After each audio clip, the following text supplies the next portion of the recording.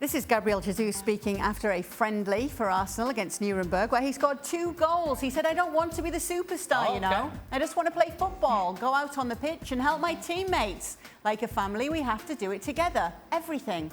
Outside the pitch, on the pitch. So I'm not here to be the man. I'm here to help learn with these guys as well and to win together. Okay, so he's not here to be the superstar, Stevie. That's a strange thing to say, isn't it? Yeah, I'm hoping that somebody asked him if he was here to be the superstar. Because usually when you start talking like that and nobody's asked you that question, said, you're actually talking about yourself and try to make it as if, no, I'm just a normal guy. Yeah, right. But don't they need someone to take charge at the front and score the goals for Arsenal? Somebody to drag them by the scruff of the neck and help them out? I would rather have Gabriel Jesus actually come out and say, this is a big step in my career. I have never been, at least at Manchester City, the man, and I'm ready to take that challenge on. And I'm going to put in all the work, along with my teammates, to make that possible. And then you're taking on the responsibility and you're not deflecting. You're not, we're like a family and all of these things, which are, I suppose, the correct things to say. But to your point, Kay, at some point, you have to have the personality to be that guy. In order to be that guy, you have to want to be in that position. And most strikers around the world, the elite level, they want to be at the forefront of saying, the responsibility is on me. I'm going to score the goals. We're going to win the games because I'm scoring the goals. I would rather have Gabriel Jesus come out and say that than this whole sort of kind of politically correct, hey, guys, let's do it together. We are a family. We're a happy family. We'll win together. I'm learning too. What did you make of it all, Nikki? Because I know you saw this game. What did you make of his performance as well? Well, it's certainly a superstar impact. I mean, look, Kay, it's the first game of pre-season, so I think no one should be taking it too seriously. And in fact, I get frustrated when people do get too worked up with these results. But you can't ask for much more than someone coming off the bench and scoring within 90 seconds in their first game playing up front for you. I thought he had really, really nice combinations starting right away, but all the way through his half on the pitch, he had really nice combinations with Eddie Nketiah up front.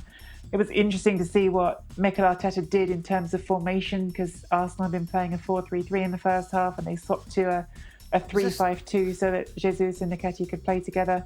It's all interesting, but it's not, again, it's day one of pre-season. It's not something that you should get too closely, I suppose, scrutinising. I didn't mean to interrupt you there, Nicky, but was that footage we saw speeded up? Was that normal speed? Because they're really fast. Because that was really fast. Don't you think? Maybe to you.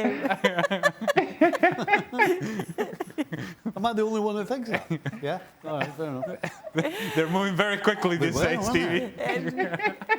Nikki, there's a lot of talk about how he's going to fit into this team, where he's going to play in this team. Is that going to be a problem, his positioning?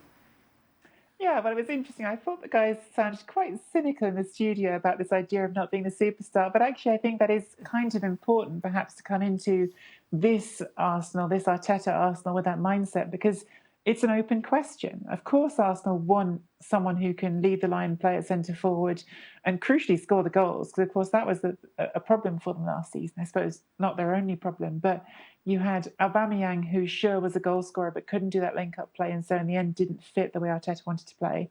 Then you had Lacazette, who could do the link-up play for Arteta, but couldn't score the goals. And so what Arteta wants in a centre forward is a player who can do both.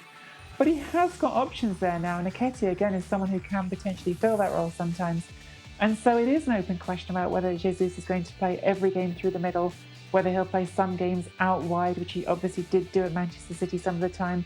And I think that really the promising side of the whole situation for Arsenal, not just his signing, but the whole squad that's being built at Arsenal, the promising side for Arteta is this is starting to look like a really flexible set of attackers in which you have lots of different options.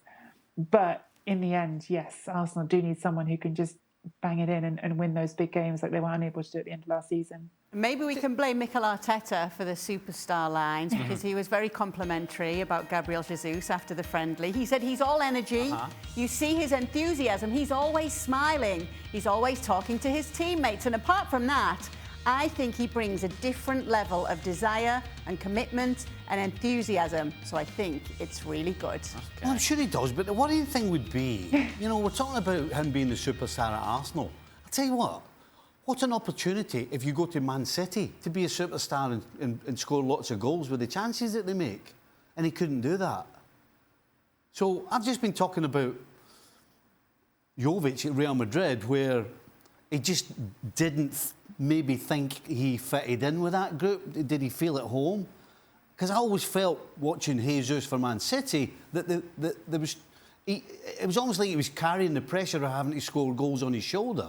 Now, Arsenal isn't... Historically, Arsenal are a huge club, but right now, they're not at the same level as Man City. So maybe he'll calm down and score goals, but if he's talking about superstar things, maybe that's going to hold him back again. Nikki, you're shaking your head here at what Stevie's saying. Well, you can't compare Jovic and what he did at Real Madrid to Jesus and how he's played at Man City. Sure, he's wound up not being as regular a fixture of the starting 11 as perhaps people might have thought, but he still, I think, in terms of minutes on the pitch, averages a goal roughly every 110 minutes for them. So he scores plenty of goals for the amount of time he actually spends on the pitch. I don't think you can go after him too hard for that, and I certainly think it's a very different bracket to Jovic and what happened to Real Madrid. I didn't mean he was the same as Jovic. I was talking about, you know... Don't backtrack. Context. What's going on between his ears? Is he good enough, or does he think he's good enough to play and be the superstar? But maybe Arsenal have got themselves a great deal here, a great move for a player that is still young, that can still shine on the biggest stage. I think what we can all agree on is that Arsenal are a better team with Gabriel Jesus on the field. Yeah. It's an upgrade to whatever they had available. This is a really good player, and now has the opportunity to take his individual play to a superstar level. We go back to that word. Right now, he's a really good player, a very good piece to have. If he makes this jump with Arsenal and scores the goals that Stevie's asking him to score, then we're going to talk about Gabriel Jesus in a different conversation. I think Arsenal would love for us to be having that conversation as we go into the season, that Gabriel Jesus is scoring a bunch of goals. And now we start analyzing the player with a whole different set of circumstances and an entirely different level of expectation. Well, thank you very much for watching ESPN on YouTube. For more sports highlights and analysis, be sure to download the ESPN app. And for live streaming, premium content, and let's not forget as well, ESPN FC 7 days a week, subscribe to ESPN+.